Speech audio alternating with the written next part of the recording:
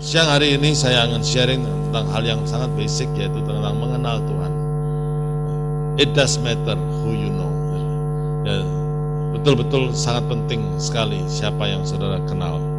Ya, dan Rasul Paulus dalam kitab Filipi pasal yang ketiga ayat yang ke-10, dia mengatakan, yang ku kehendaki ialah mengenal dia. Dia mempunyai kesuksesan, ada rasul yang luar biasa, tapi kepada jemaat di Filipi dia mengatakan, yang ku kehendaki itu mengenal Tuhan. Karena kita akan menjadi seperti yang kita kenal, ya gitu. Dan pertanyaannya adalah, apa yang saudara paling inginkan dalam hidup ini? Saudara punya cita-cita ini, cita-cita itu, dan saudara punya keinginan ini, saudara ingin begini, ingin begitu. Tapi apakah saudara mempunyai keinginan yang prioritas saudara itu, yaitu mengenal Tuhan dengan segenap hati dan segenap jiwa? Nah itu saudara. Karena itu penting sekali saudara.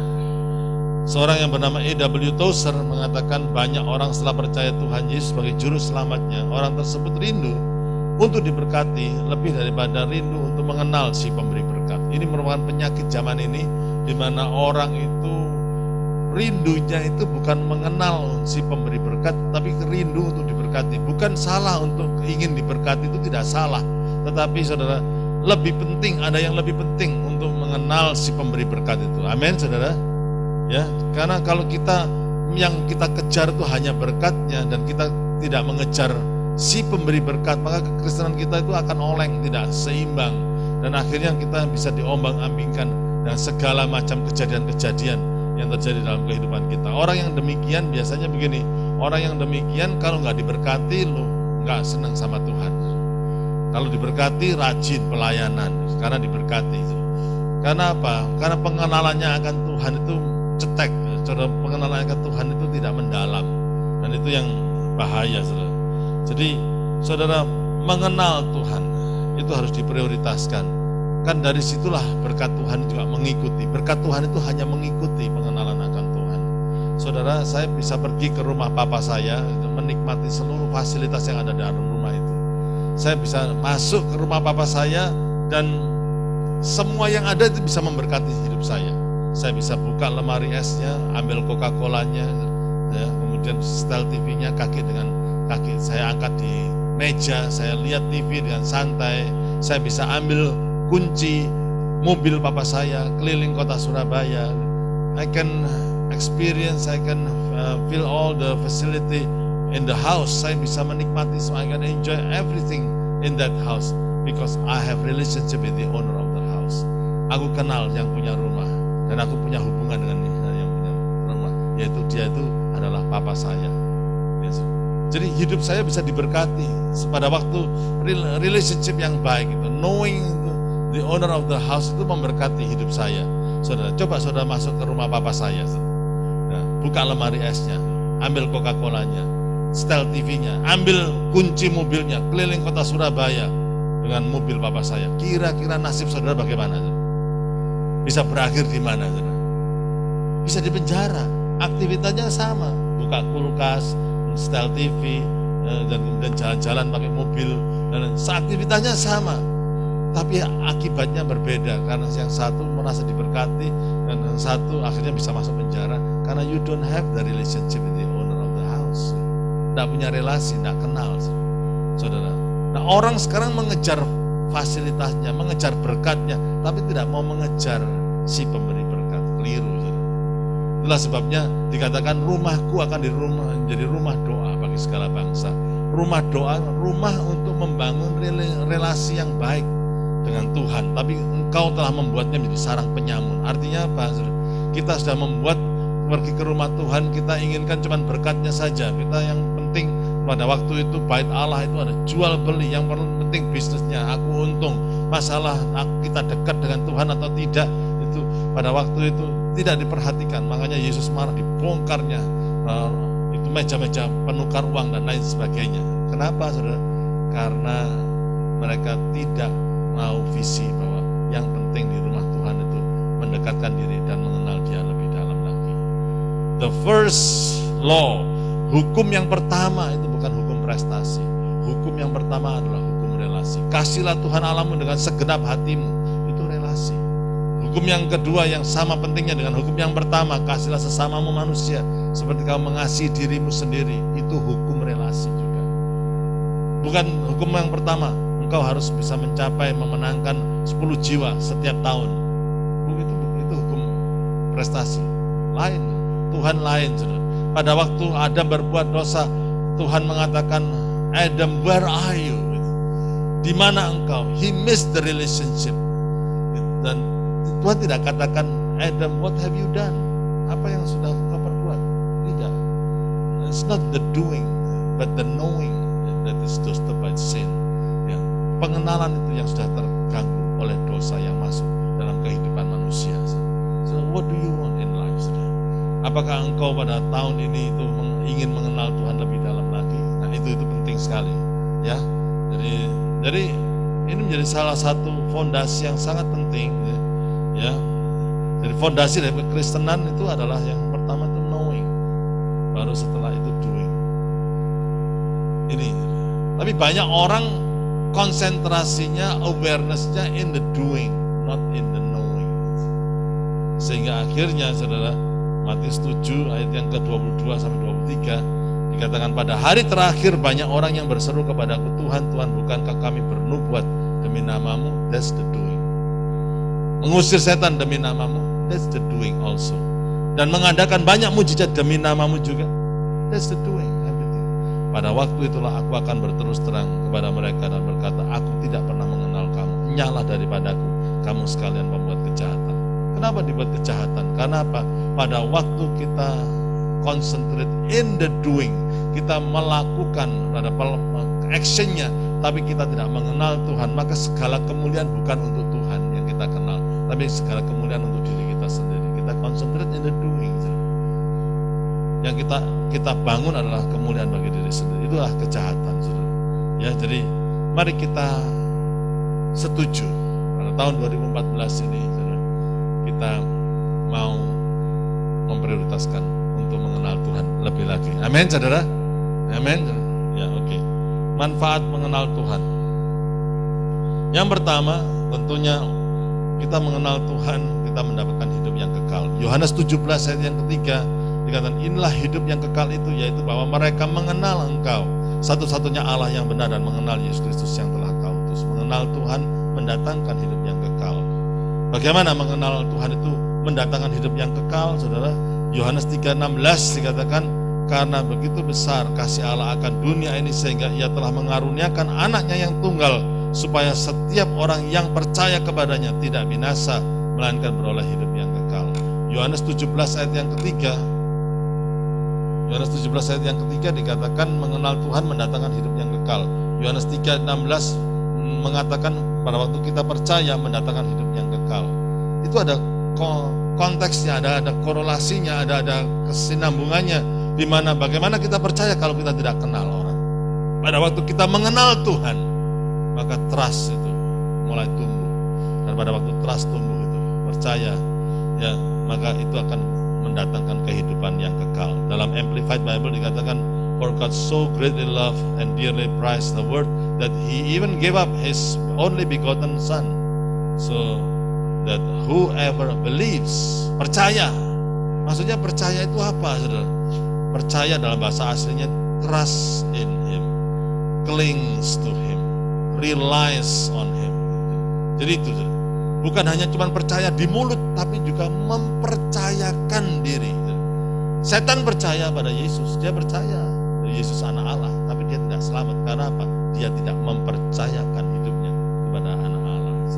Itu, ya. Jadi itu perlu kita sadari. Ya, bukan hanya cuma percaya. Nah, ada seorang yang pemain sirkus yang sanggup berjalan di atas kawat dengan galahnya dia. Kemudian dia meniti kawat itu dari satu gedung ke gedung yang lain.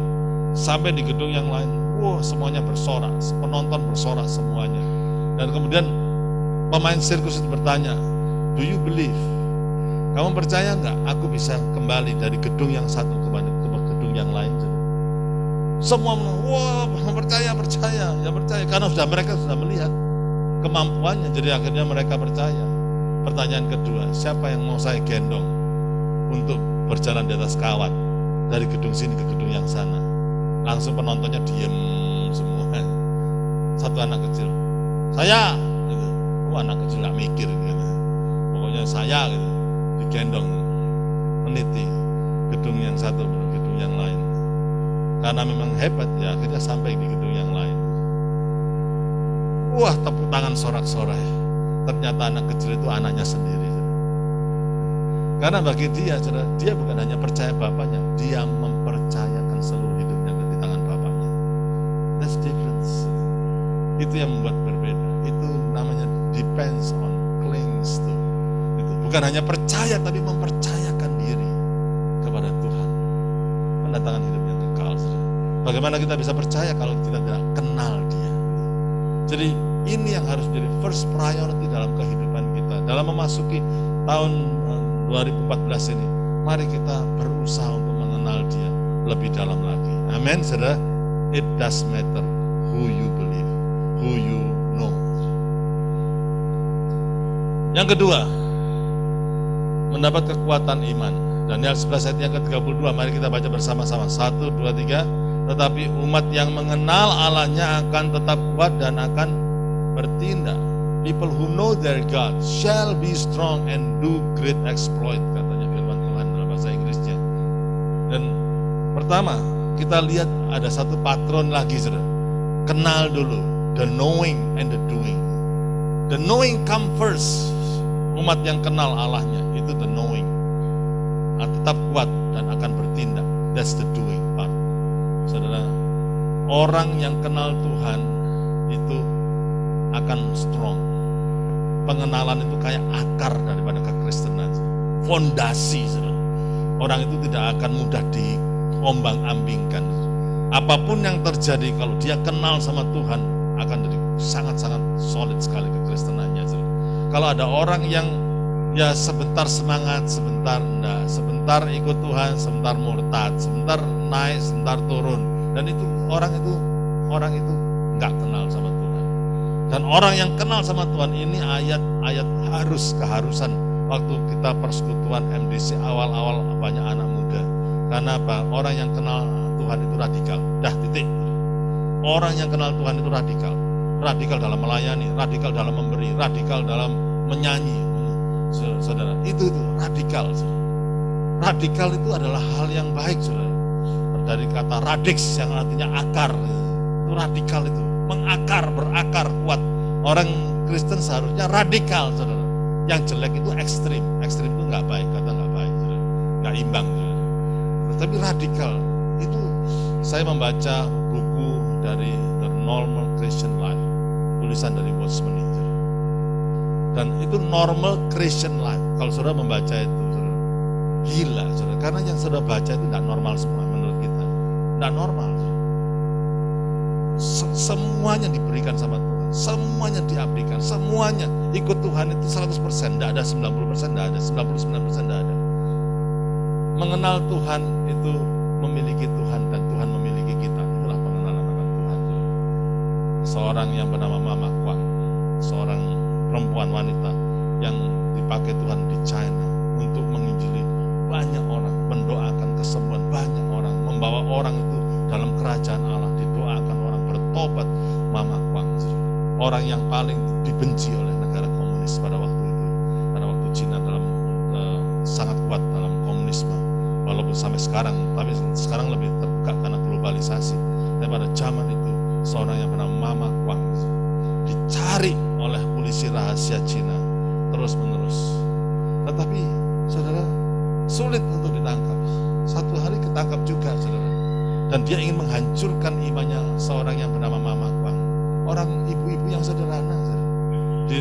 Kemudian dengan tekanan, ancaman yang luar biasa, Mama Kwang, ya, aku tetap cinta Tuhan Yesus, aku mati untuk Tuhan. Gitu aja. Mereka menemukan bagaimana melemahkan orang yang bernama Mama Kwang, imannya Mama Kwang. Dan mereka akhirnya menemukan satu hal, yaitu mereka, tentara komunis, menangkap anaknya Mama Kwang. Gampang. Ikut Tuhan, ngaku Tuhan, anakmu dibunuh. di bawah senapan itu. Kalau kamu mau menyangkal Tuhan, itu anakmu selamat. Dihadapkan dengan begitu, apa yang dikatakan oleh mama? Aduh, jangan bunuh anakku, gitu. Dia katakan, son, see you in heaven. Gitu. Orang kalau tidak kenal Tuhan tidak berani radikal kayak gitu.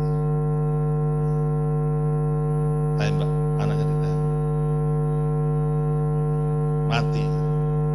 Tentara komunis memikirkan dia pasti gila, dia pasti tidak kuat lagi, dibiarkan tambah radikal, tambah cari jiwa, tambah melayani sungguh-sungguh. Saudara, kenapa itu bisa terjadi? Karena cinta Tuhan. They do great exploit.